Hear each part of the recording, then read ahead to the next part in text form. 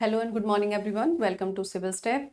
आज हम लोग यहाँ पर जो आपके जेबीटी के एग्जाम्स अभी हुए हैं 25, 26 और 27 को, उनके एसएसटी के क्वेश्चंस मैं आपके साथ डिस्कस कर रही हूँ, जिसमें डे 1 के तीनों शिफ्ट मैं आपके साथ कर चुकी हूँ। डे 2 भी हम लोग कर चुके हैं तीनों शिफ्ट के, और आज हम लोग डे 3 यानी कि जो 27 को आपका पेपर हुआ था जेबीटी में और एसएसटी वाला जो सेक्शन है उसके तीनों ही शिफ्ट के फर्स्ट सेकंड थर्ड तीनों शिफ्ट के क्वेश्चंस आज मैं आपके साथ यहाँ पर डिस्कस करूंगी।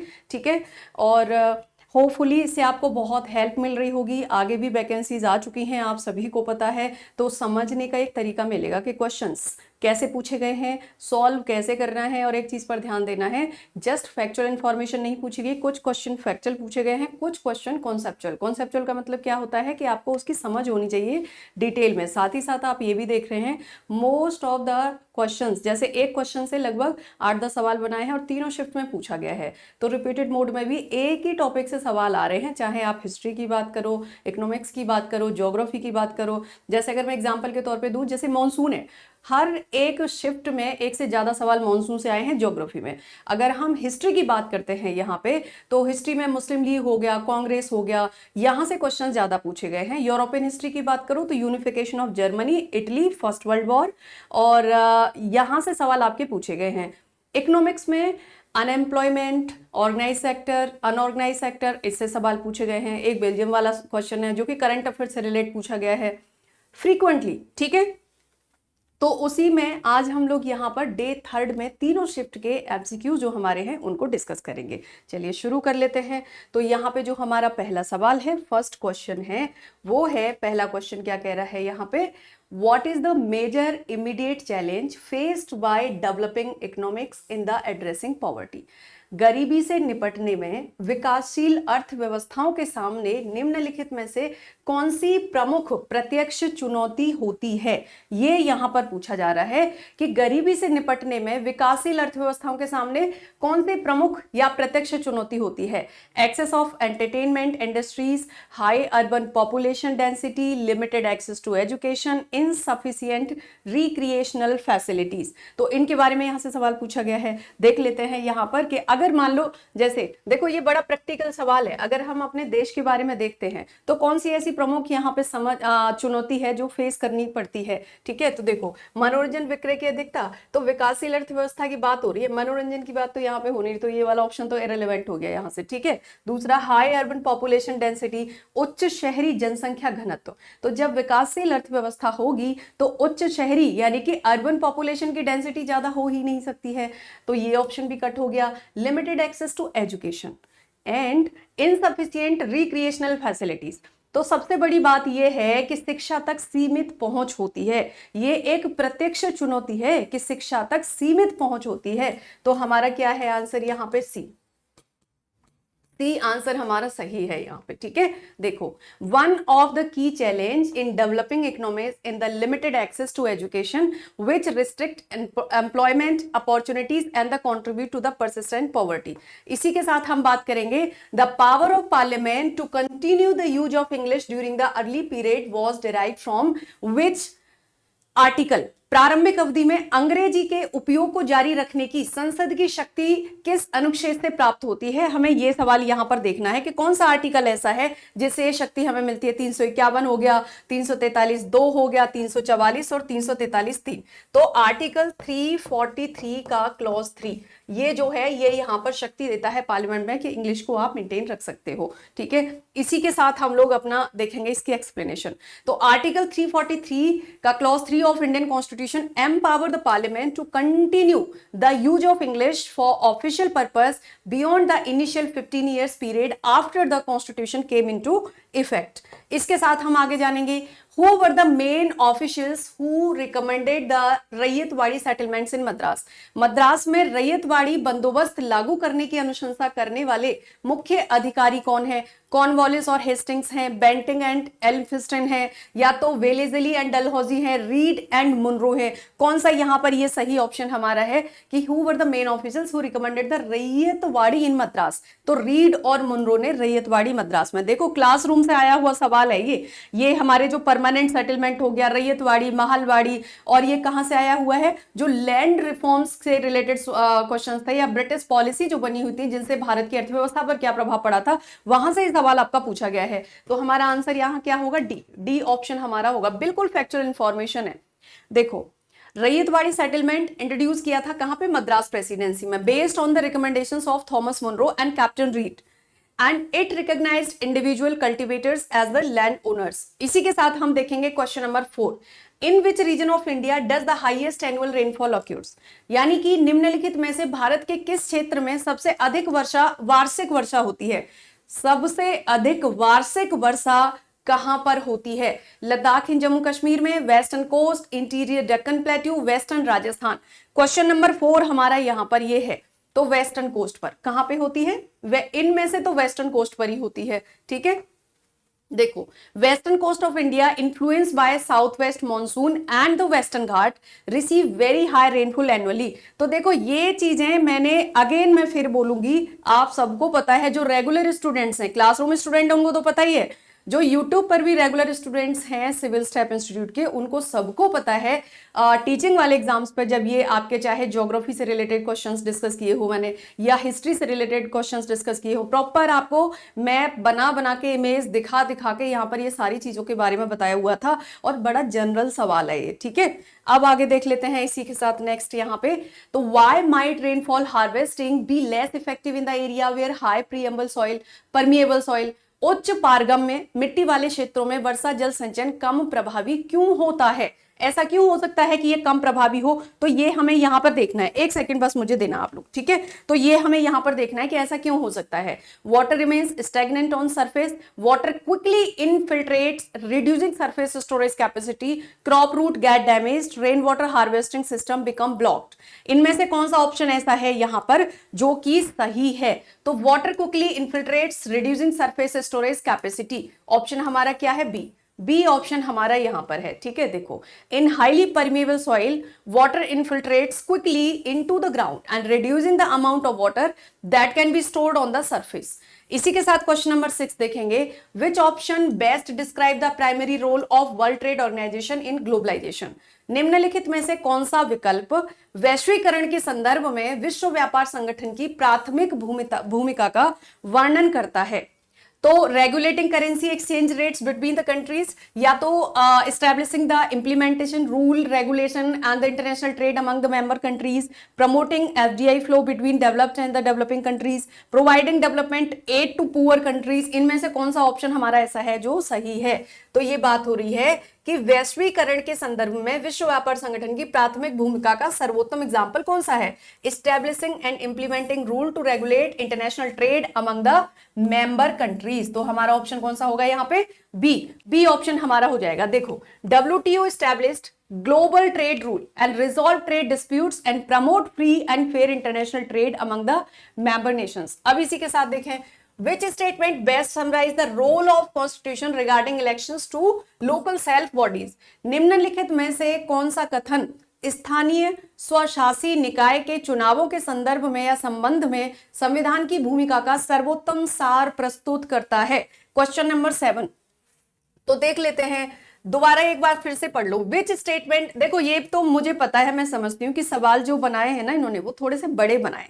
ठीक है, ये थोड़े बड़े बनाए हैं, और जेवीटी के एग्जाम को क्वालिफाई करने के लिए अभी इस चीज के हैबिचुअल नहीं थे स्टूडेंट्स, तो इसलिए भी एक थोड़ा सा ये टफ लग रहा है। I can understand it, right, but सवाल तो सिलेबस में से हैं और बहुत टफ नहीं पूछे गए हैं अगर हमने ठीक से डिटेल में पढ़ा है तो। ठीक है, बट ये वाली चीज अब आपको हेल्प करेगी यहाँ पे जो अभी वैकेंसी आई है, तो मौका तो हाथ से भी निकला नहीं है आपके, राइट। इस चीज को समझना है, यहाँ पे जो भी गलतियां अभी पीछे हुई हैं उनको आगे नहीं करना है, आगे समझ के चलना है।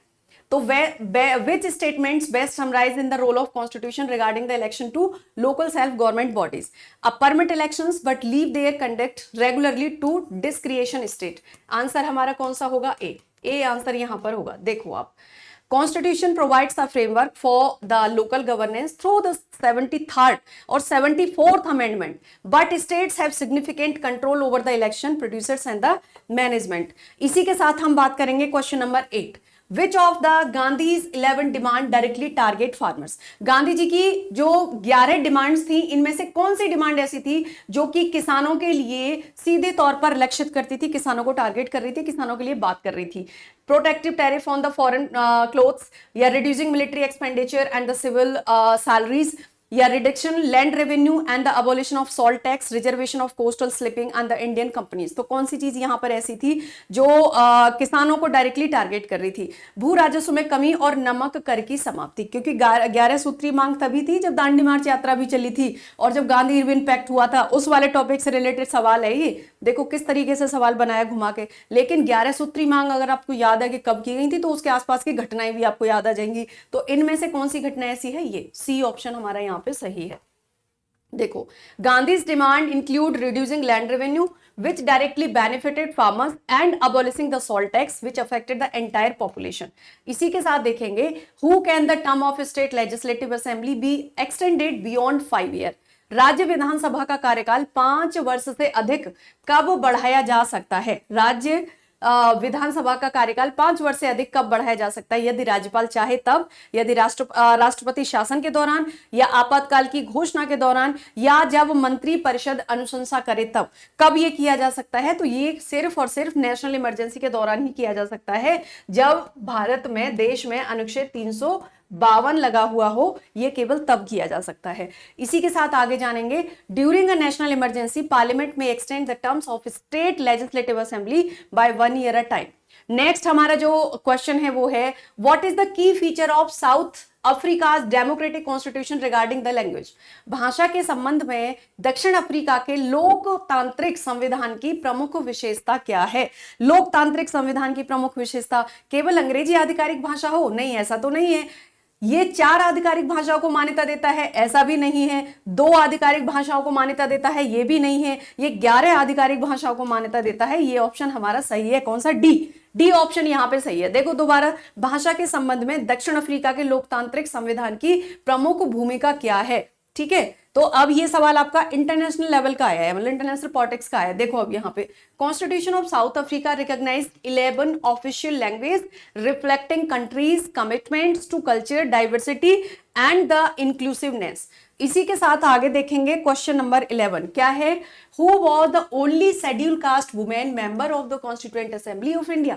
भारत की संविधान सभा की एकमात्र अनुसूचित जाति महिला सदस्य कौन सी थी? दाक्षायणी वेलायुधन, बेगम एजाज रसूल, सरोजनी नायडू, अमू स्वामीनाथन। तो यहां पर ये जो आपका आंसर है ये होगा Dakshayani Velayudhan.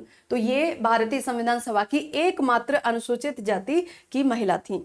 And Dakshaini Velayudhi was only scheduled caste women member of the Constituent Assembly. She was social reformer and the Kegla actively participated debates on equality and social justice. इसी के साथ हमारा अगला सवाल है क्वेश्चन नंबर 12। क्या कह रहा है question number 12? Which of the following is not a feature of Indian constitution? निम्नलिखित में से कौन सा भारतीय संविधान की विशेषता नहीं है? भारतीय संविधान की कौन सी विशेषता नहीं है? कि संविधान की सर्वोच्चता है? क्या ये बात सही है कि संविधान की सर्वोच्चता है? सही बात है। ये तो ये कह रहा है नहीं है, ये ध्यान देना है। स्थानीय मामलों पर केंद्र सरकार को विशेष शक्ति? ऐसा नहीं है। लिखित संविधान हमारा है, बिल्कुल सही बात है। शक्तियों का विभाजन भी है, तो हमारा ऑप्शन कौन सा नहीं है?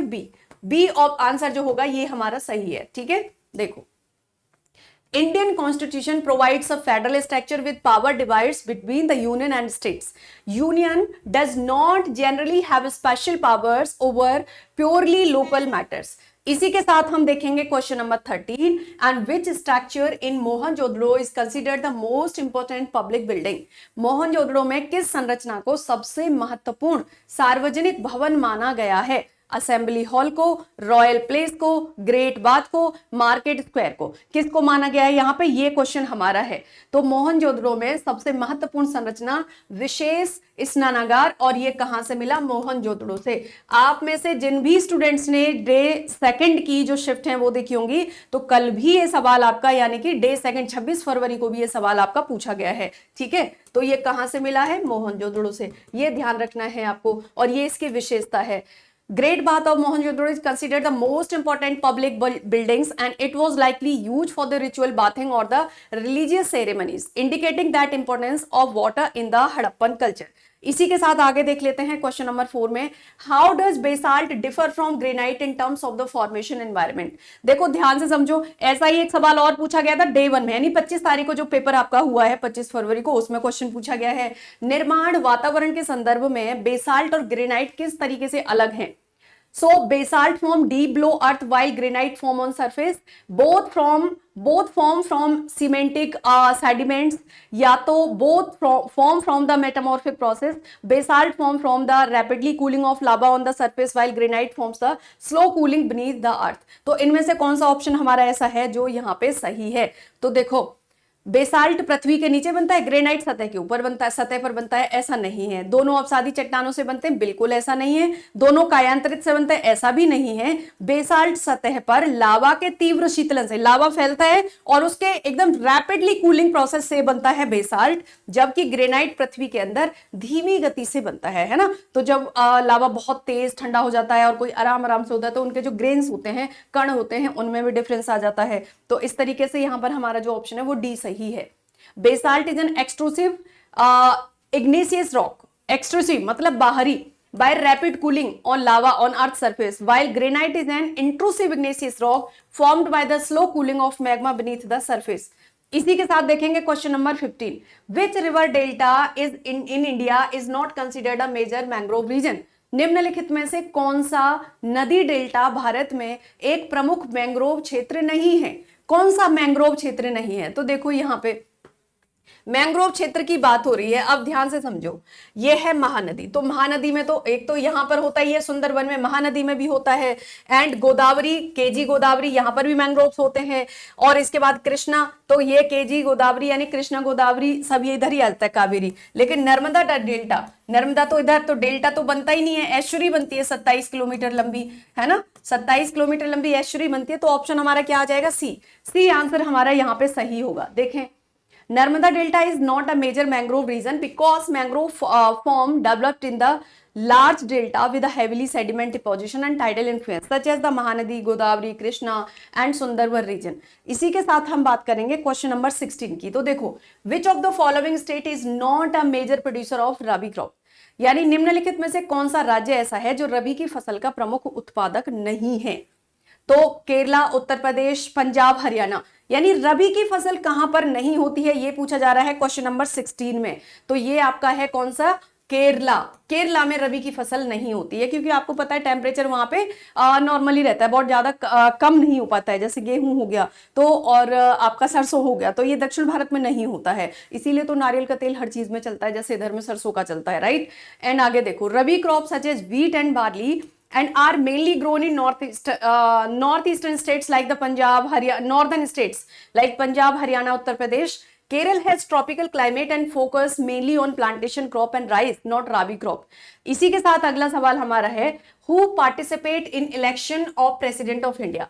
भारत के राष्ट्रपति के चुनाव में कौन भाग लेता है? कौन भाग लेता है भारत के राष्ट्रपति के चुनाव में? So member of state legislative assembly, member of Lok Sabha, member of state legislative assembly, member of Rajya Sabha.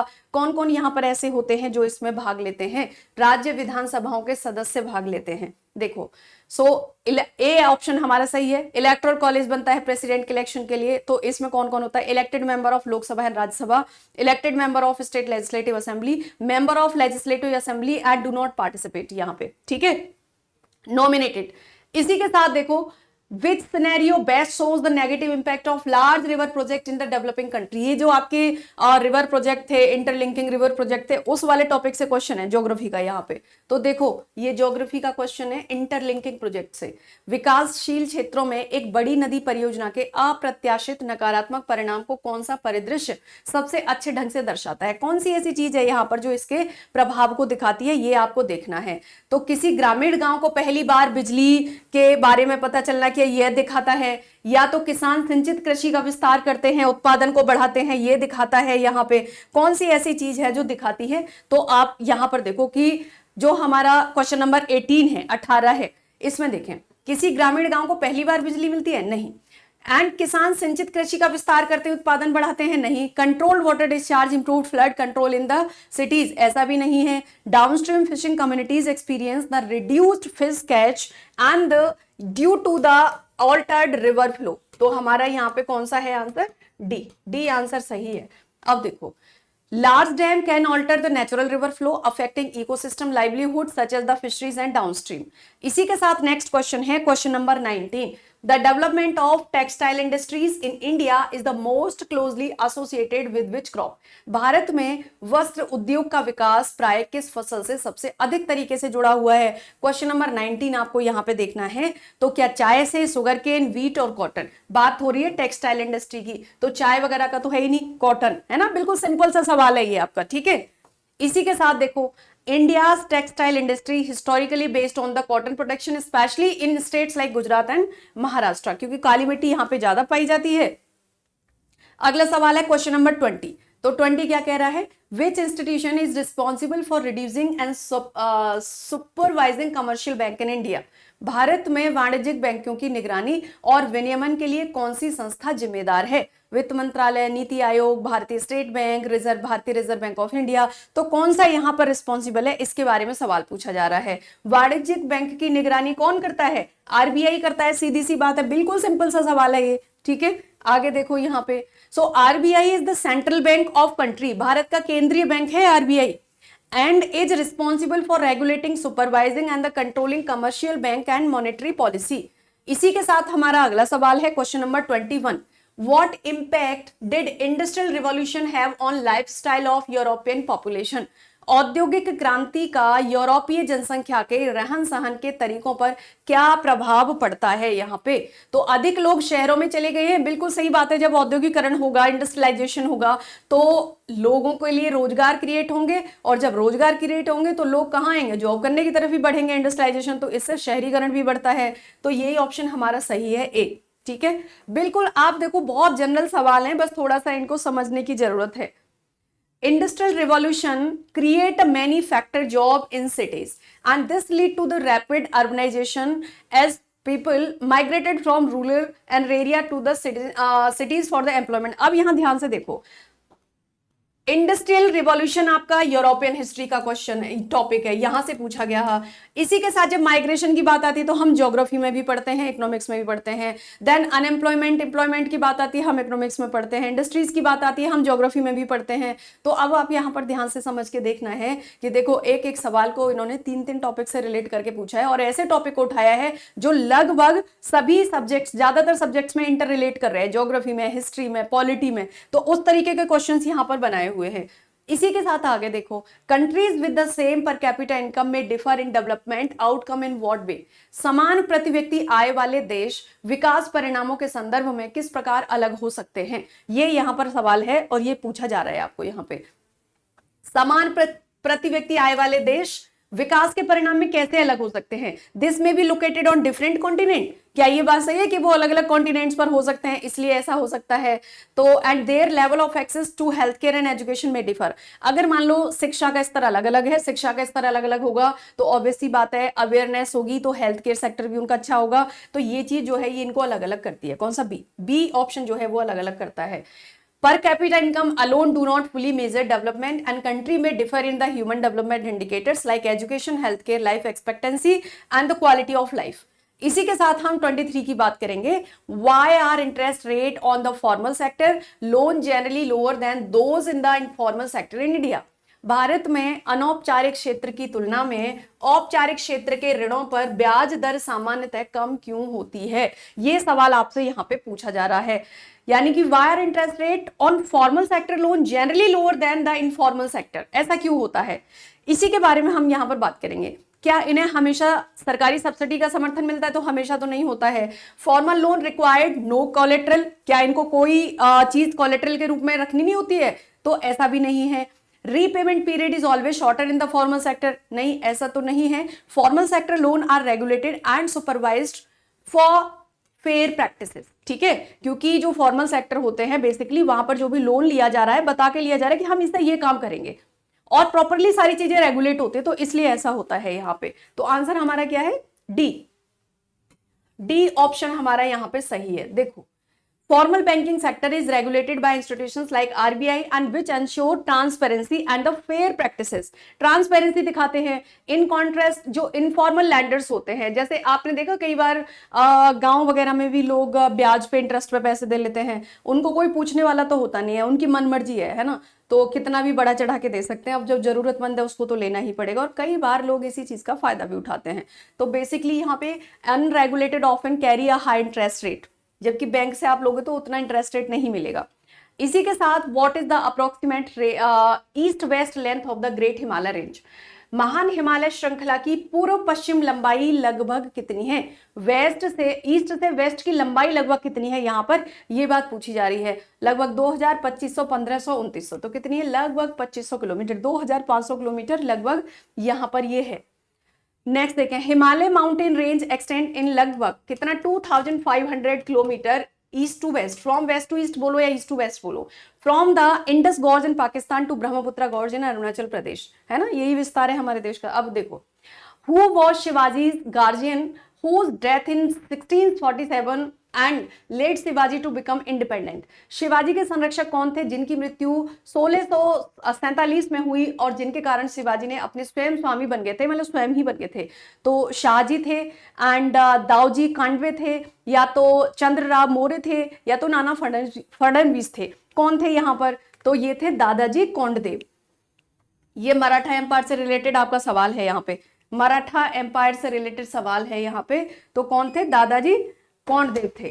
इसी के साथ हम आगे देखेंगे, जस्ट सेकेंड आगे जानेंगे. नेक्स्ट देखो, तो Dadaji Konddev and Shivaji guardian administrated who manage Shahaji's jagir in Pune after his death 1647. अब जब दादाजी कोंडदेव की डेथ हो गई तो शिवाजी ने इंडिपेंडेंटली स्वतंत्र रूप से कार्य करना शुरू कर दिया. Early phase of the Maratha state and the formation. तो यहाँ पर ये हमारे शिफ्ट 1 के क्वेश्चन हो गए. अब हम करेंगे शिफ्ट 2 के क्वेश्चंस, या जो हमारा 27 तारीख को पेपर हुआ है उसके बारे में. तो देख लेते हैं पहला क्वेश्चन शिफ्ट 2 का क्या है.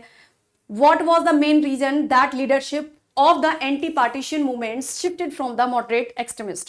विभाजन विरोधी आंदोलन का नेतृत्व नरमपंथियों ने उग्रवादी राष्ट्रवादियों की ओर स्थानांतरित होने का एक प्रमुख कारण क्या है. क्या यहाँ पर ऐसा ये एक प्रमुख कारण था, तो इसके बारे में यहाँ पे आप लोगों को बात करनी है. तो देखो यहाँ पे अब ये कहाँ से पूछा जा रहा है, विभाजन विरोधी आंदोलन का नेतृत्व नरमपंथियों ने उग्रवादियों की स्थानांतरित होने का एक प्रमुख कारण था. तो इसी से यहाँ पर नरमपंथ चरमपंथ से रिलेटेड ये बात है. किसानों का आंदोलन में शामिल होना नहीं, ब्रिटिश सरकार द्वारा नरमपंथियों का समर्थन नहीं, नरमपंथी विरोधी प्रदर्शनों का सफल ना हो पाना. तो ये हमारा ऑप्शन यहाँ पे सही है, कौन सा, सी. मॉडरेट्स कॉन्स्टिट्यूशनल मेथड थे कि हमको पिटीशन देनी है, प्रोटेस्ट करना है, तो ये फेल हो गए थे टू सॉल्व पार्टीशन बंगाल. जबकि बंगाल में 1905 में जब बंगाल का विभाजन हुआ था तब की बात हो रही है. This lead to rise extremist leader and who advocated stronger action such as the boycott and the swadeshi movement. इसी के साथ आगे जानेंगे. हमारा दूसरा सवाल है, who was elected as the president speaker of the central legislative assembly in March 1925.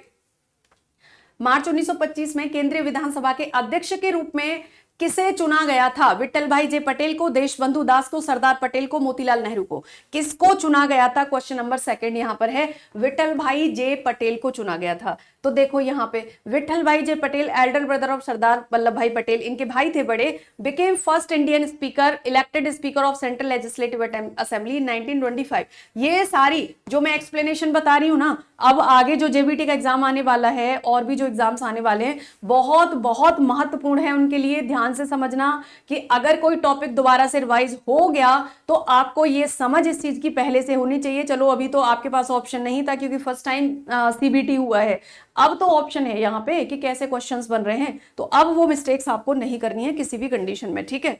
इसी के साथ देखो तीसरा क्वेश्चन हमारा क्या है, इन forest resources management which option best represents the concept of conservation over preservation. One संसाधन प्रबंधन में संरक्षण बनाम परिरक्षण की अवधारणा को निम्नलिखित में से कौन सा विकल्प सबसे अच्छे ढंग से दर्शाता है. तो अधिक लकड़ी के लिए एकल प्रजाति रोपण को बढ़ावा देना, कृषि विस्तार के लिए वनों का विनाश करना, जैव विविधता हॉटस्पॉट की रक्षा करते हुए आपूर्ति बनाए रखने के लिए सतत दोहन को लागू करना, सभी वनों में मानव पहुंच का पूर्ण निषेध करना. कौन सा ऑप्शन यहाँ पर ऐसा है हमारा जो सही है. तो protecting biodiversity hotspot and implementing the sustainable harvesting to maintain supply. अब देखो, कंजर्वेशन का मतलब सस्टेनेबल यूज होता है रिसोर्सेज का, while protecting biodiversity wherever, and preservation implies strict protection without the human use. अगला सवाल हमारा है question number 4, how does lack of collateral affect access to formal credit for the lower income borrowers in India. भारत में ऋण की शर्तों में समपार्श्विक कोलेटरल की आवश्यकता निम्न आय वर्ग के उधारकर्ताओं को किस प्रकार प्रभावित करती है। तो ये ऑप्शन आपको यहां पर देखना है क्वेश्चन नंबर 3। ये सभी के लिए स्वीकृति की संभावनाएं बढ़ाती है, क्या ये बात सही है कि it increase loan approval for chances, no. कम ब्याज दर की गारंटी देता है, नहीं। जिनके पास संपत्ति नहीं होती उनके लिए औपचारिक ऋण तक पहुंच सीमित हो जाती है। It restrict access to formal credit for those without assets. Yes, answer हमारा क्या है, सी है यहाँ पे। आगे देखो, formal bank often require collateral, मतलब ये क्या करते हैं, कॉटल की आवश्यकता होती है, कोई संपत्ति रखनी पड़ती है इनके पास, जैसे लैंड या property, and poor households without assets cannot meet this requirement forcing them to rely on informal lenders. और जिनके पास ये सब चीजें नहीं होती है वो क्या करते हैं, फिर इनफॉर्मल लैंडर्स के पास जाते हैं कि ऐसे ही बस कोई पैसे ब्याज ब्याज पे देता है उनसे। ये एक मेजर, अब देखो 2 क्वेश्चन आ गए, शिफ्ट 1 में भी सेम क्वेश्चन था, अभी लास्ट में हमने डिस्कस किया है, और शिफ्ट 2 में भी सेम क्वेश्चन आ गया 27 तारीख को। अब इसी के साथ आगे देखेंगे, according to the chair tradition, according to the chair tradition, history से रिलेटेड क्वेश्चन है और ये संगम काल से, चेर चोल पांडे वाले ऑप्शन टॉपिक से related. Chera tradition which ruler brought a stone for the statue of the Kannagi after defeating the Aryan king and bathing in the Ganga. निम्नलिखित में से किस चेर राजा के कनंगी की प्रतिमा हेतु पत्थर प्राप्त करने के लिए एक आर्य शासक के विरुद्ध युद्ध करने और पत्थर को वापस लाने से पहले गंगा में स्नान कराने की परंपरा थी या परंपरा है? ये आपको यहाँ पे बताना है क्वेश्चन नंबर 5। तो यहाँ कुडुको एंडजेल एम्परर नहीं, पेरुम्पल इम्परई नो, मंदर इम्परई नहीं, और ये किसके बारे में बात हो रही है, इमायवरम नेडू चेलाथन के बारे में, यानी आंसर क्या है, डी। तो ये चेर से रिलेटेड टॉपिक हमारा हो गया, संगम काल से पूछा गया है। अब यहां पर देखो, इमायवरन नेडू चेलाथन चेर रूलर थे associated with the legend of northern campaign, इन्होंने उत्तर की ओर अभियान किए थे, and ritual involving Ganga reflecting the prestige of sacred northern sites in early Tamil traditions. ठीक है, और गंगा स्नान की बात हो गई तो ये आपको पता है पूरे उत्तर भारत में एक पवित्र चीज हमारे लिए मानी जाती है। तो दक्षिण भारत में भी जो चेर साम्राज्य था वहां पे इस चीज के नमूने मिलते हैं, एग्जांपल्स मिलते हैं।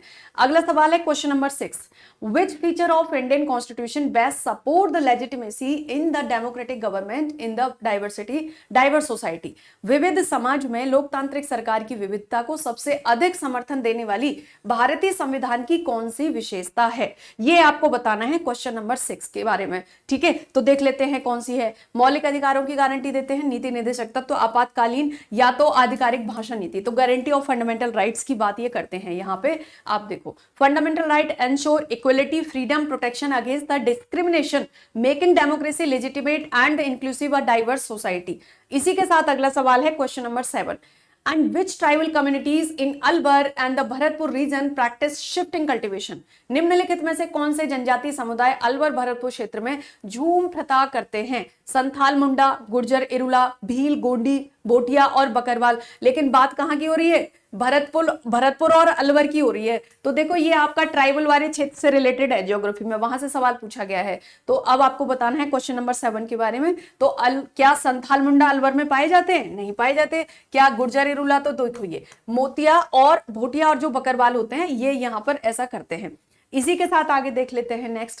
तो centric nomadic tribal group like Motia और Bakarwal traditionally practice seasonal migration shift cultivation pattern. इसी के साथ नेक्स्ट क्वेश्चन हमारा है, which feature of Italian fascism was imitated by Nazi parties. ये बात हो रही है कहां की, इटली के फासिज्म की बात हो रही है। तो यूरोपियन हिस्ट्री का सवाल है। देखो बहुत सारे सवाल यूरोपियन हिस्ट्री से पूछे गए और डायरेक्ट टॉपिक से रिलेटेड क्वेश्चंस पूछे गए हैं। ये इतावली फांसीवाद की किस विशेषता का अनुसरण नाजी पार्टी की ऐसे के द्वारा किया गया था, ये आपको यहाँ पे बताना है क्वेश्चन नंबर 8। तो पैरामिलिट्री ऑर्गेनाइजेशन अर्धसैनिक संगठन के द्वारा किया गया था, मैंने क्लास में भी पढ़ाया आपको ये। जब हम unification of Germany, unification of Italy, उसके बाद हमने फासिज्म, नाजिज्म, समाजवाद पढ़ा था, तो उसमें ये सारी चीजें आपको मैंने बताई थी। ठीक है, देखो यहां पर storm troopers of Nazi party were inspired by the paramilitary squads of Italian fascism used to intimidate political opponents. इसी के साथ आप यहां पर देखें, which location is the source of Brahmaputra river. बिल्कुल साधारण सिंपल सा सवाल है। कितने बार मैं ऐसे कोई और क्वेश्चन डिस्कस कर रही हूँ, जरा सा भी वहां पे रिवर से रिलेटेड कुछ आ गया तो मैंने पूरा पूरा एक्सप्लेन करके आपको बताया हुआ है। निम्नलिखित में से कौन सा स्थान ब्रह्मपुत्र नदी का उद्गम स्थल है? मुझे लगता है तो सबका सही होगा जिन्होंने जेबीटी का एग्जाम दिया है। बोखरचू, केलोंग, चेमयुंगडुंग ग्लेशियर और द लेंगचा खंबाब। तो क्वेश्चन नंबर 9 आपको बताना है कि कौन सा सही है। तो चेमयुंगडुंग ग्लेशियर, ऑप्शन हमारा सी सही है यहाँ पे, ठीक है। Brahmaputra river originates from the Chemayungdung glacier in Tibet where it is known as the Yarlung Tsangpo. इसी के साथ अगला सवाल है, which mineral resource is essential for steel production and influenced the location of heavy industry in India. इस्पात के उत्पादन के लिए कौन सा खनिज संसाधन आवश्यक है और जिसने भारत में भारी उद्योगों के स्थान को प्रभावित किया हुआ है? यह भी आपको देखना है क्वेश्चन नंबर 10 यहां पर, ठीक है। कौन सा है? तो देखो, iron ore, copper, limestone, bauxite. तो ये क्या है? Option A. क्या आंसर होगा हमारा? ए आंसर यहां पर होगा, ठीक है। ए आंसर है। Iron ore is the primary raw material for steel production, which is why many heavy industry in India developed near iron ore deposits such as in Jharkhand, Odisha और छत्तीसगढ़। इसी के साथ आगे जानेंगे क्वेश्चन नंबर 11 के बारे में। तो क्वेश्चन नंबर 11 क्या कह रहा है? What is the main difference between the role of political party at the central level and the panchayat level? यानी कि केंद्र स्तर और पंचायत के स्तर पर राजनीतिक दलों की भूमिका में मुख्य अंतर क्या है? क्या मुख्य अंतर है राजनीतिक दलों की भूमिका में? कि at panchayat level party intervene in state government affairs, नहीं हो सकता। At panchayat level they draft central legislature, क्या ये हो सकता है? पॉसिबिलिटी है? नहीं, ये भी नहीं हो सकता है यहाँ पे। एंड पंचायत स्तर पर वे जिला न्यायपालिका की निगरानी करते हैं, नहीं। At panchayat level the focus is mainly on the local development issues. Yes, panchayat के स्तर पर फोकस कहाँ पे होता है? स्थानीय विकास के मुद्दों पर होता है। तो हमारा आंसर क्या होगा? डी। डी आंसर यहाँ पे होगा। देखो, Panchayat politics in largely focused on the local governance and development in issues, unlike national politics which deals with the broader policy and the legislative matters. इसी के साथ आगे देख लेते हैं, in which sector has India seen as the most GDP growth in the past 2 decades due to service based industries. Bharat में पिछले 2 दशकों में सेवा आधारित उद्योगों के कारण जीडीपी में सबसे अधिक योगदान किस क्षेत्र ने दिया है? ये आपको यहाँ पे देखना है। तो primary sector, secondary sector, tertiary sector, agriculture sector, किसने दिया है? सेकेंडरी सेक्टर ने दिया है। ध्यान देना इस बात पे। आगे देखो, तो द टर्शियरी सेक्टर, यहां पर जो हमारा ऑप्शन है क्वेश्चन नंबर 12 का, ठीक है। क्वेश्चन नंबर 12 का आंसर हमारा यहाँ पे टर्शियरी सेक्टर है, ना कि सेकेंडरी सेक्टर। टर्शियरी सेवा की बात हो रही है, सर्विस सेक्टर की। और कल भी कम से कम 3 सवाल पूछे गए सर्विस सेक्टर से रिलेटेड, फिर देखो सर्विस सेक्टर से रिलेटेड आ गया। तो सर्विस सेक्टर है टर्सरी में। Tertiary service sector including IT, banking, telecommunication, teaching, tourism has been target contribution to India GDP growth. And इसी के साथ क्वेश्चन नंबर 13 है, in the context of increasing integration of global markets since 1990 and option best reflect the impact of the globalization on India's foreign trade। 1990 के दशक से वैश्विक बाजारों में बढ़ती सहभागिता के संदर्भ में निम्नलिखित में से कौन सा विकल्प भारत के विदेशी व्यापार पर वैश्वीकरण के प्रभाव का सर्वोत्तम मूल्यांकन करता है? ये आपको यहाँ पे देखना है। Both export and import increase significantly leading to diversification of India's trade partnership and products, ठीक है। यही ऑप्शन आपका सही है कि इससे निर्यात और आयात दोनों में उल्लेखनीय वृद्धि हुई है, जिससे भारत के व्यापारिक साझेदार उत्पादों में विविधता आई है। इसी के साथ देखो आप यहां पर, globalisation after 1991 economic reforms lead to higher exports and import and less, ठीक है, import and export, increasing trade openness, diversification market and product. फिर हम देखेंगे क्वेश्चन नंबर 14 के बारे में। तो क्वेश्चन नंबर 14 क्या कह रहा है? What is the main objective of golden quadrilateral super highway project? Golden quadrilateral super highway परियोजना का मुख्य उद्देश्य क्या है? यहां पर यह पूछा जा रहा है। तो reduce distance between rural area and the metro cities, नहीं। Developed special industry corridor, no. Reduce travel time distance between major cities, बिल्कुल। और ये कहां? दिल्ली, दिल्ली से मुंबई, मुंबई से चेन्नई, चेन्नई से कोलकाता और कोलकाता से फिर दिल्ली, ठीक है। तो ये आपका यहां पर जो है गोल्डन क्वाड्रिलेटरल यहां से है। तो ये 4 प्रमुख शहर है हमारे, अगर आप ऐसे देखोगे इनको यहां पे, तो ये 4 प्रमुख शहर हमारे हैं, ठीक है। तो दिल्ली हो गया, दिल्ली, मुंबई, चेन्नई हो गया आपका, और फिर कोलकाता। तो इनके बीच में डिस्टेंस को कम करने की बात हुई है। And golden quadrilateral project connect Delhi, Mumbai, Chennai, Kolkata to improve highway connectivity, reduce the travel time. इसी के साथ बात करेंगे हम क्वेश्चन नंबर 15 की यहाँ पे। तो देखो, in 1963 who move the first no confidence motion against prime minister Jawaharlal Nehru in Lok Sabha. ये नो कॉन्फिडेंस मोशन से सवाल है और हाल फिलहाल में आपको पता भी है जो लोकसभा स्पीकर ओम बिरला हैं उनके अगेंस्ट भी यही बात हो रही है, यानी कि यहां पर भी नो कॉन्फिडेंस मोशन हाल फिलहाल में भी चल रहा है, तो ध्यान देना है करंट अफेयर पर भी, है ना। देखो यहाँ पे 1963 में लोकसभा में प्रधानमंत्री जवाहरलाल नेहरू के विरुद्ध पहला अविश्वास प्रस्ताव किसने पेश किया था? क्योंकि 1962 में हमारा भारत का चाइना के साथ लड़ाई हो गई थी, तो उस समय पर ये सारी चीजें हुई। बताओ आप यहाँ पे। आचार्य जे बी कृपलानी, अटल बिहारी वाजपेयी, राम मनोहर लोहिया, श्यामा प्रसाद मुखर्जी। किसने किया था? Question number 15।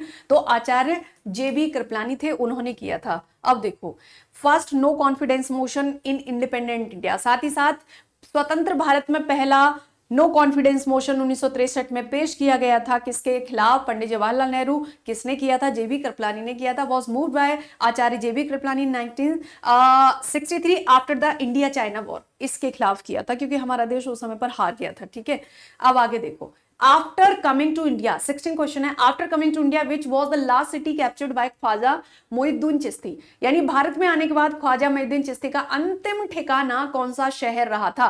कहां पर वो अंतिम ठिकाना पर रहे? ये बात हो रही है ख्वाजा मोइनुद्दीन चिश्ती की। बताइए, दिल्ली, अजमेर, लाहौर और झांसी, कहां पर रहे थे? Question number 16। तो अजमेर में। तो जो अजमेर में मजार है वो इन्हीं की बनी हुई है, ख्वाजा मोइनुद्दीन चिश्ती की। अजमेर में जाते हैं ना, मजार है वहां पे, दरगाह। Khwaja Moinuddin Chishti, a famous Sufi Sant, finally settled in Ajmer, became the important centre of Sufi culture. एक चीज और, ये आपका जो सूफिज्म वाला टॉपिक है ना, सूफिज्म वाला जो टॉपिक है मेडाइवल हिस्ट्री से, वहां से ये सवाल पूछा गया है और मैंने आपको ये बता भी, इनके बारे में सारा पढ़ाया था वहां पे। ठीक है, तो इनकी मजार कहां पर है और कौन थे, किसके गुरु थे, किससे, इनसे कौन कौन प्रभावित था, ये सारी चीजें। क्वेश्चन नंबर 17 है, which of the following is not a primary component of gasoline, diesel और पेट्रोल? निम्नलिखित में से कौन सा खनिज पेट्रोल डीजल का प्राथमिक घटक नहीं है? अभ्रक, फेल्सपार, क्वार्टज, पायरोक्सिन। कौन सा ऐसा है जो यहां पर इनका घटक नहीं है? तो ये बात हो गई पायरोक्सिन की। क्वेश्चन नंबर हमारा 17 का आंसर क्या हो जाएगा? डी। डी आंसर हो जाएगा। देखो, pyroxene is a silicate mineral found in the igneous rocks, not the component related to the petroleum products. इसी के साथ आगे देखेंगे क्वेश्चन नंबर 18। तो क्वेश्चन नंबर 18 क्या कह रहा है? What is the role of minority protection rights in the democracy? लोकतंत्र में अल्पसंख्यकों की सुरक्षा के अधिकारों की क्या भूमिका है? तो give minority more power than the majority, removal culture differences, guarantee economic success, protection minority from the majority dominance। तो ये सारे सवाल आपके यहाँ पर हैं। आंसर हमारा क्या है इसका? D, protect minority from majority dominance. देखो, minority right ensure protection from the discrimination and majority dominance, maintain democracy equality. इसी के साथ अगला सवाल है क्वेश्चन नंबर 19। तो क्वेश्चन नंबर 19 क्या कह रहा है?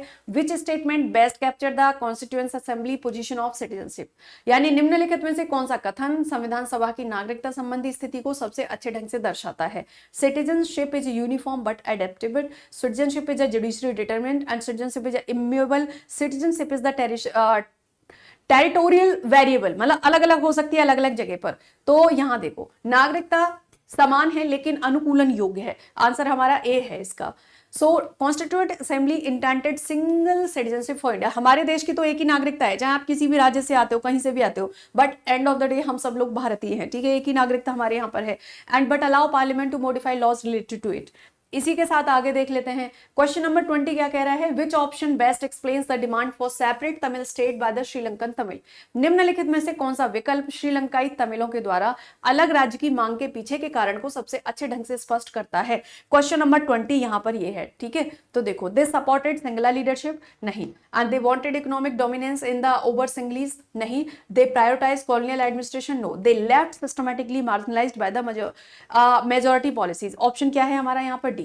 क्वेश्चन नंबर 20 का ऑप्शन है डी, ध्यान देना है। अब देखो, ये सिंगला तमिल, इनसे रिलेटेड 25, 26, 27 तीनों दिन सवाल पूछे जा रहे हैं और एक से ज्यादा सवाल पूछे गए।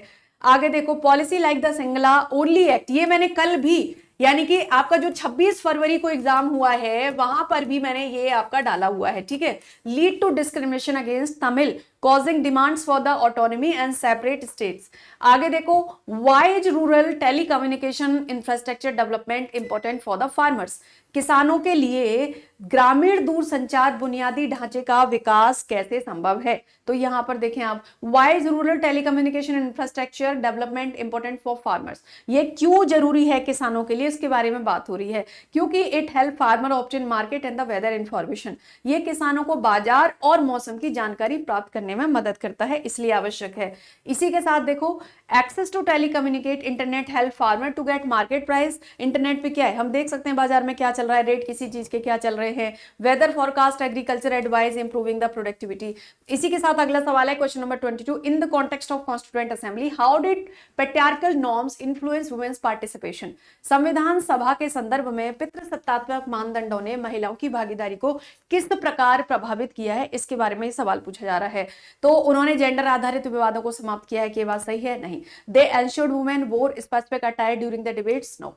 And they limited number of speakers की बात हो रही है यहाँ पे, क्या ये बात सही है कि इन्होंने बैठकों में बोलने वाली महिलाओं की संख्या को सीमित कर दिया है? नहीं। दे रेस्ट्रिक्टेड वुमेन्स रोल इन की डिसीजन मेकिंग पोजीशन, यस। जो मुख्य निर्णय लेने वाले चीजें होती है ना, जहां पर मेजर डिसीजंस लिए जाते हैं, वहां पे महिलाओं की भागीदारी को सहमत कर दिया है ना। तो ये चीज यहाँ पर बेसिकली हो रही है, ये जो पितृसत्तात्मक मानदंड है ना, इसकी वजह से ये प्रॉब्लम होती है, क्योंकि जेंडर बायस्ड लोग हमेशा होते हैं, महिलाओं को हमेशा पीछे ही रखा जाता है इन सारी चीजों की वजह से। इसी के साथ आगे देख लेते हैं, although women participated, patriarchal attitudes limited their representation leadership role in the assembly. Next हमारा जो सवाल है वो है question number 23, if state A has a higher literacy and public health center than state B, what can be logically interfere? देखो same question 25 तारीख को पूछा है, 26 को पूछा, 27 को पूछा, ध्यान से समझो आप, एक ही टॉपिक से क्वेश्चन बना दिए, थोड़ा बहुत कुछ चेंज कर देते हैं, ऑलमोस्ट थोड़ा बहुत कुछ चेंज किया, सारा का सारा कंटेंट वही है। अब देखो यहाँ पे, यदि राज्य ए और राज्य बी की तुलना में साक्षरता दर अधिक है और सार्वजनिक स्वास्थ्य केंद्र अधिक कार्यक्षमता है, तो क्या निष्कर्ष निकलेगा इस बात का यहाँ पे क्वेश्चन नंबर 23 का? आय के आंकड़ों के बिना विकास का आंकलन नहीं किया जा सकता है, नहीं, ये नहीं निकलेगा। Higher literacy and the better health facility suggest a higher level of development, यानी कि अगर मान लीजिए ऐसा होता है कि उच्च साक्षरता और सार्वजनिक स्वास्थ्य केंद्र वाले राज्य के अधिक विकसित होने की पॉसिबिलिटी है, तो बात तो बिल्कुल सही है, शिक्षित भी है, स्वस्थ भी है, तो फिर क्या होगा, विकसित भी होगा। Indicator like literacy rate, health infrastructure and the major measure of human development. इसी के साथ हम बात करेंगे क्वेश्चन नंबर 24 की, globalisation has been facilitated by deregulations in many sectors and what is the primary effect of deregulation on the international business. ठीक है, इसके बारे में यहाँ पे ये बात हो रही है कि वैश्वीकरण कई क्षेत्रों में विनियमित मुक्ति से संभव हुआ है, अंतरराष्ट्रीय व्यापार पर इसका प्रमुख प्रभाव क्या पड़ा है? क्वेश्चन नंबर 24, तो it attract foreign investment, yes बिल्कुल, ये फॉरेन इन्वेस्टमेंट को, विदेशी निवेश को अट्रैक्ट करता है, आकर्षित करता है। देखो, deregulation reduced government restrictions making the market more open and encouraging foreign investment and the global trade।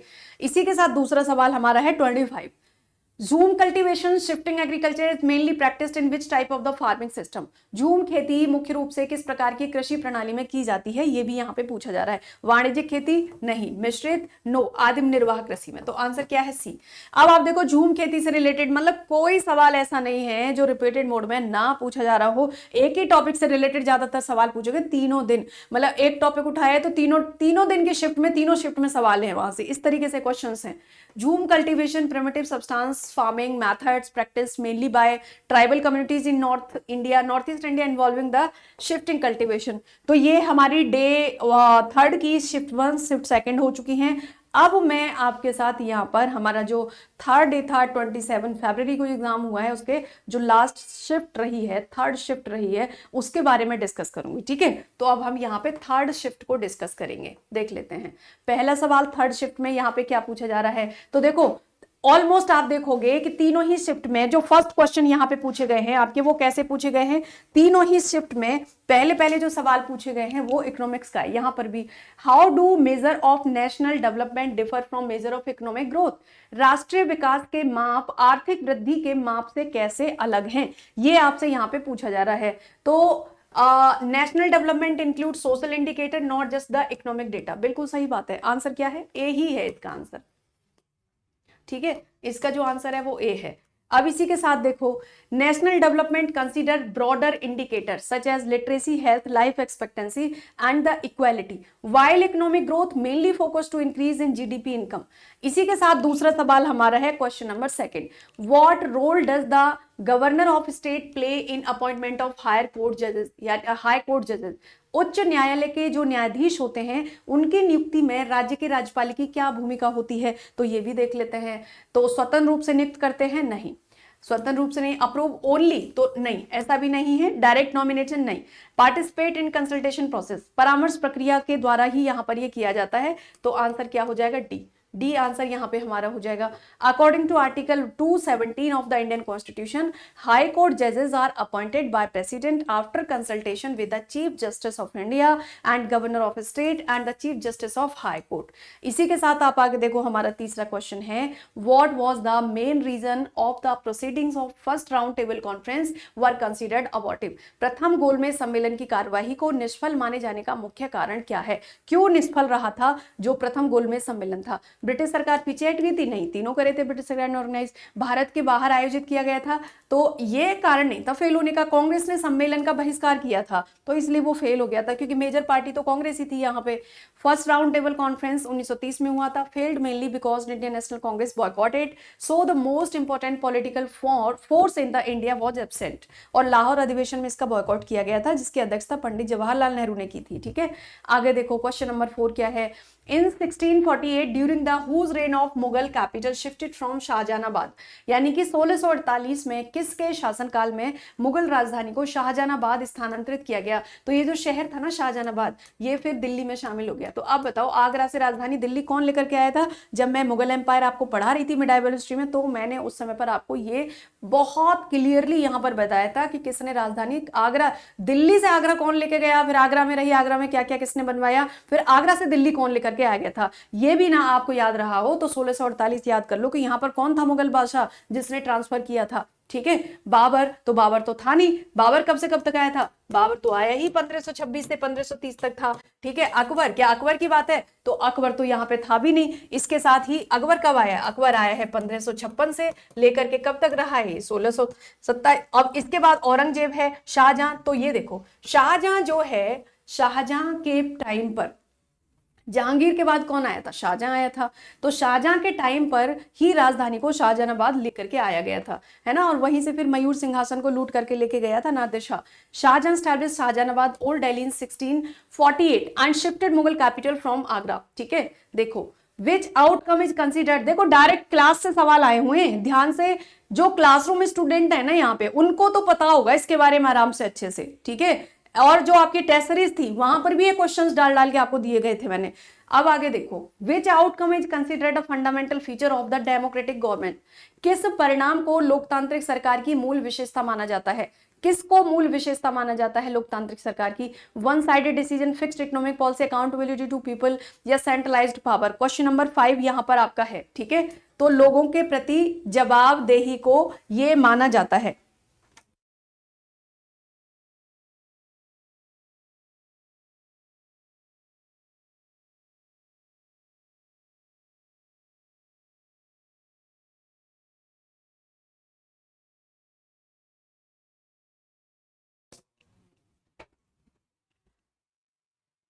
And इसके साथ आप देखो यहाँ पे, in the democracy government are accountable to citizens through the elections, transparency and the participation. इसके साथ देखो, which agriculture practice is most associated with the risk of increasing soil salinity and dry area with the intensive irrigation. अब आप यहाँ देखें, शुष्क क्षेत्रों में गहन सिंचाई के साथ जुड़ने पर कौन सी कृषि पद्धति मृदा लवणीयता के बढ़ने से सबसे अधिक संभावना रखती है। क्वेश्चन नंबर 6 यहाँ पर आपका है। तो फलियों के साथ फसल चक्र हो गया, शुष्क क्षेत्र में ड्रिप सिंचाई हो गई, शीतोष्ण मरुस्थल में जैविक मल्चिंग हो गई, या तो अर्ध शुष्क कृषि भूमि की नहर सिंचाई हो गई। कौन सा यहाँ पर जो हमारा ऑप्शन है वो सही है, तो देखो canal irrigation in the semi arid agriculture. तो आंसर क्या है, डी। डी आंसर हमारे यहाँ पे हो जाएगा। So canal irrigation in the semi arid area often lead to the water logging and the salinity specially when drainage is poor. ठीक है, तो यहाँ पर ये आपका हो गया। सो जो डे थर्ड का हमारा जो थर्ड शिफ्ट है उसका जो 7वां सवाल है वो यहाँ पर है। जस्ट अ सेकेंड, ये सवाल हमारा यहाँ पर है, which statement best describe new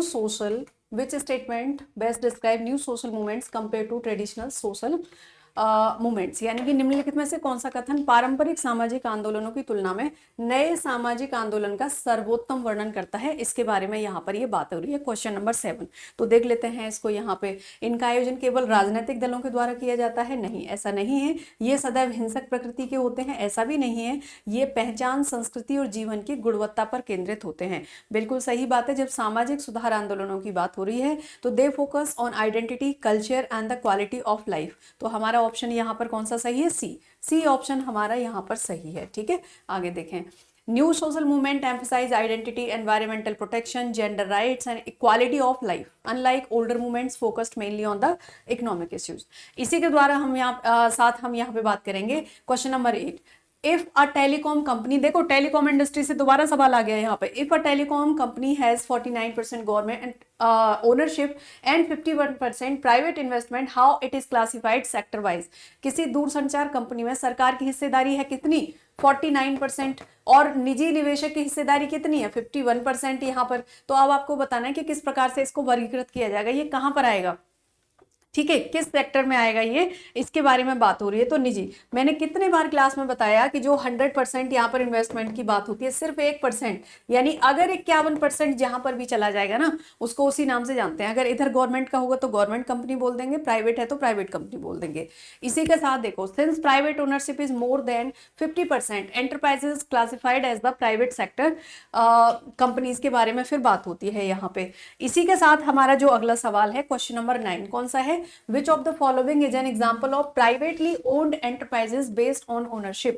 निम्नलिखित में से कौन सा स्वामित्व के आधार पर निजी क्षेत्र की इकाई का उदाहरण है? कौन सा है जो निजी क्षेत्र की इकाई का उदाहरण है? स्टेट रन पब्लिक स्कूल है, पब्लिक सेक्टर बैंक है, government manufacturing company owned by a family है, गवर्नमेंट हॉस्पिटल्स हैं। तो कौन सा यहाँ पर है क्वेश्चन नंबर 9 के बारे में? तो देखो, निम्नलिखित में से कौन सा स्वामित्व के आधार पर निजी क्षेत्र की, तो राज्य के द्वारा प्रतिबंधित, तो ये तो निजी क्षेत्र का नहीं होगा, पब्लिक सेक्टर भी नहीं होगा। किसी परिवार के स्वामित्व वाली वस्त्र निर्माण कंपनी, तो निजी की बात हो रही है ना, प्राइवेट की बात हो रही है। Family owned company is a typical example of private sector enterprises. अगला सवाल है question number 10, Which of the following is a direct result of increased economic independence among the country due to globalization? निम्नलिखित में से कौन सा वैश्वीकरण के कारण देशों के बीच आर्थिक परस्पर निर्भरता बढ़ने का प्रत्यक्ष परिणाम है? कौन सा है यहाँ पर क्वेश्चन नंबर 10? तो economic crisis in one country can affect the global economy. हमारा ऑप्शन कौन सा होगा यहाँ पर? ए। देखो, ड्यू टू ग्लोबलाइजेशन, वैश्वीकरण के कारण economic interconnected to the economic crisis in one country can spread internationally as seen is the 2008 global financial crisis. अब यहाँ पर अब क्या चल रहा है, जैसे आपको पता है अभी वॉर चल रहा है गल्फ कंट्रीज में, है ना। तो क्या हो रहा है वहां पे, जैसे ही ऑयल की बात हो रही है, पूरी दुनिया उससे प्रभावित हो रही है, भारत भी प्रभावित हो रहा है, सबको परेशानी हो रही है कि कहाँ से ऑयल आएगा, कैसे आएगा। तो इस तरीके की चीजें जो हैं ग्लोबलाइजेशन में, अगर फायदा सबको होता है तो नुकसान भी सभी को होता है फिर, ठीक है।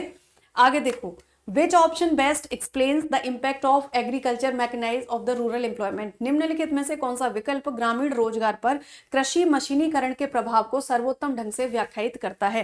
क्वेश्चन नंबर 11 यहाँ पर यह है कि कौन सा ऐसा करता है? उद्योगों की आवश्यकता को समाप्त कर देता है? नहीं।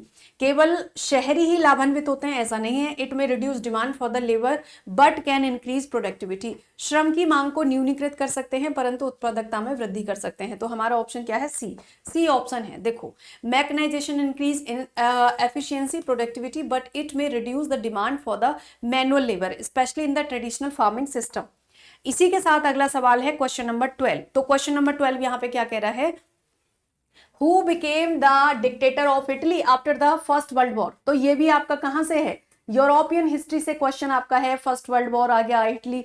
तो प्रथम विश्व युद्ध के बाद इटली का तानाशाह कौन बना था, उसके बारे में ये सवाल आपसे यहाँ पे पूछा जा रहा है। तो आपको पता ही है, मुसोलिनी, है ना, बेनिटो मुसोलिनी। जब बात होती है इटली की तो Benito Mussolini established fascist dictatorship in Italy and 1922 में, कब? 1922 में, after first world war, after the march of Rome. इसी के साथ देखो 13वां सवाल है, Which institution has final authority to interpret Constitution of India?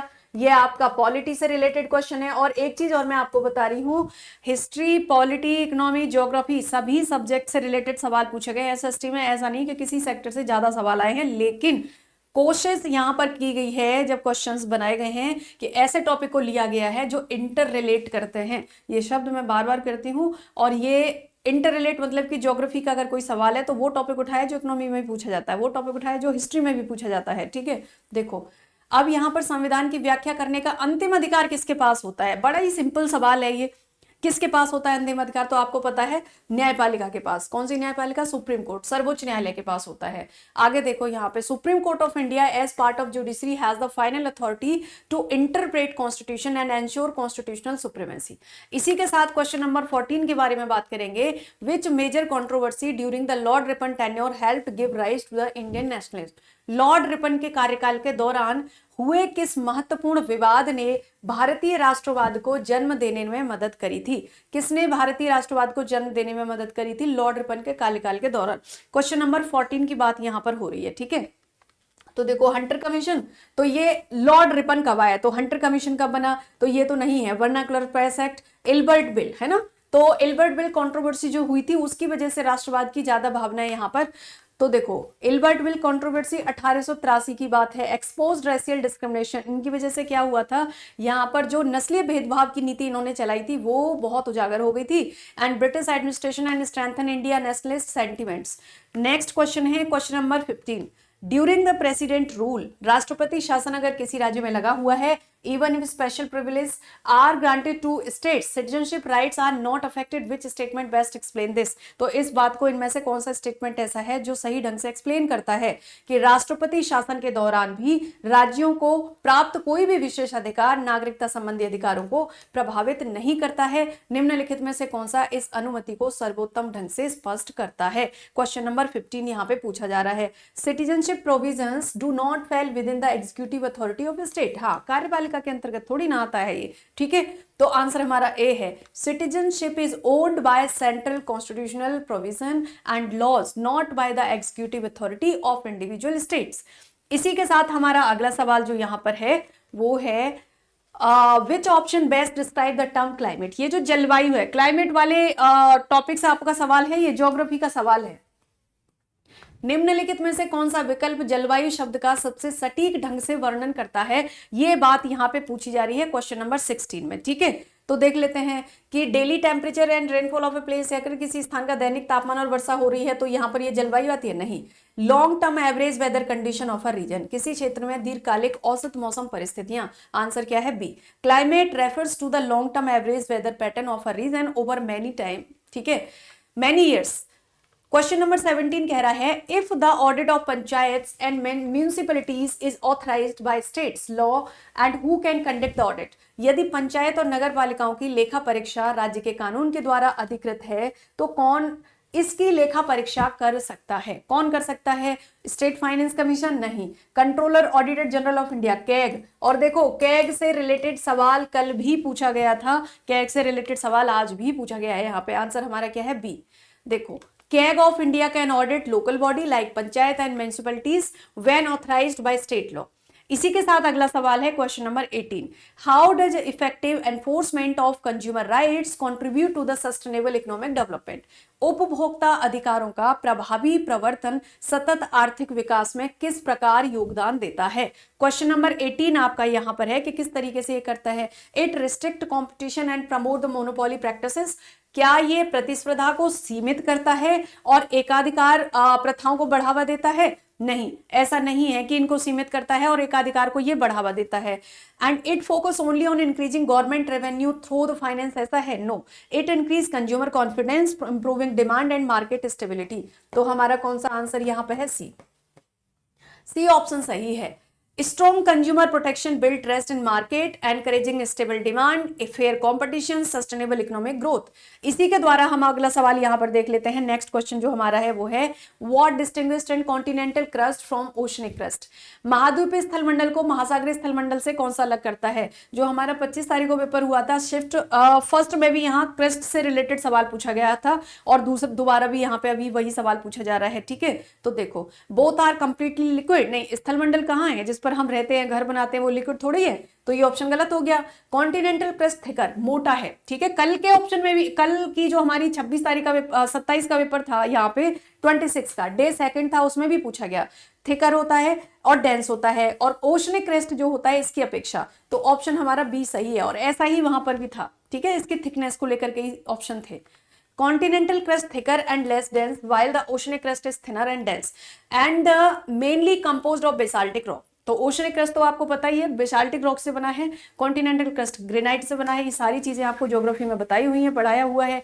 इसी के साथ देखो, how do power of regional government in Belgium differ from those community government. देखो इतना फेवरेट टॉपिक बना दिया है कि तीनों दिन तीनों शिफ्ट में सवाल पूछा गया इससे लेकर के, बेल्जियम से लेकर के। बेल्जियम की क्षेत्रीय सरकारों की शक्तियां सामुदायिक सरकार की शक्तियों से कैसे अलग है, किस प्रकार से अलग है, ये यहाँ पे पूछा जा रहा है। क्या दोनों में कोई अंतर नहीं है, दोनों के उत्तरदायित्व समान है? ऐसा नहीं है। Regional government manage only economic policy while community government manage all other matters. तो क्या ये ऑप्शन यहाँ पे सही है? क्वेश्चन नंबर 20 का सही है? नो। एंड क्षेत्रीय सरकार केवल आर्थिक नीति को नियंत्रित करती है, सामुदायिक सरकारें अन्य सभी मामलों का प्रबंधन करती है। इसी के साथ क्षेत्रीय सरकार भू भाग आधारित मामलों का प्रबंधन करती है, सामुदायिक सरकार सांस्कृतिक मामलों को संभालती है। यानी कि regional government manage region based matters while community government handle the culture. तो आंसर हमारा क्या है?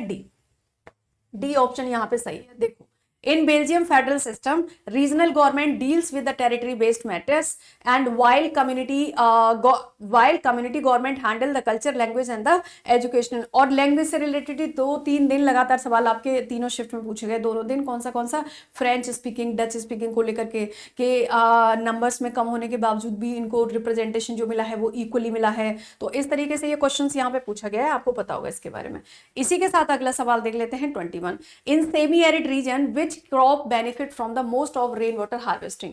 अर्ध शुष्क क्षेत्रों में वर्षा जल संचयन से निम्नलिखित में से किस फसल को सबसे अधिक लाभ हो सकता है? Question number 21। चाय को, तो चाय तो हो ही नहीं सकती यहाँ पे, इसको तो हटाएंगे। चावल भी नहीं हो सकता है, शुगर केन भी नहीं। मिलेट्स जो मोटा अनाज होता है जैसे बाजरा आदि होता है ना, उसके लिए यहाँ पे ये हो सकता है। तो 21 सही है। Millets require less water, can grow well in the semi-arid condition, while harvesting improves soil moisture, and which benefit millets cultivation significantly। इसी के साथ हम देखेंगे क्वेश्चन नंबर 22।